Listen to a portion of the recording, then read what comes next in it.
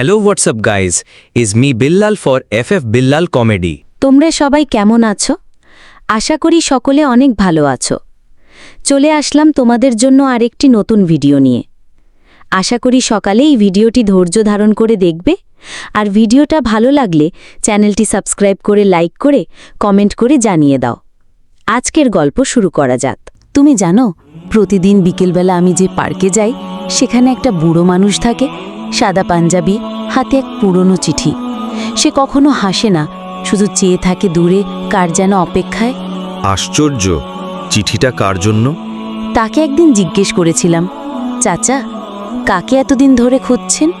তিনি হেসে বললেন, একজন বলেছিল ফিরবে, আমি এখনো অপেক্ষা করছি। এত বছর পরেও অপেক্ষা? কে ছিল সে? তার স্ত্রীর নাম মায়া। 40 বছর আগে চলে গিয়েছিল।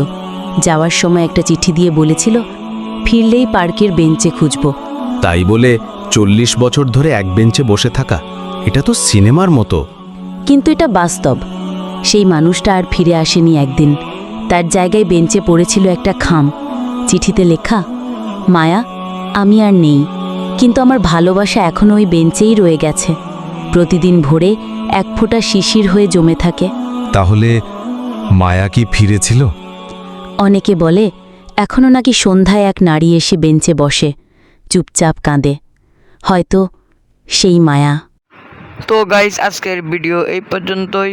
যারা পার্ট 2 চান তারা ভিডিওটাকে কমেন্ট করুন, চ্যানেলটি সাবস্ক্রাইব করে পাশে থাকুন। ভিডিওটি ভালো লাগলে লাইক করুন। ধন্যবাদ।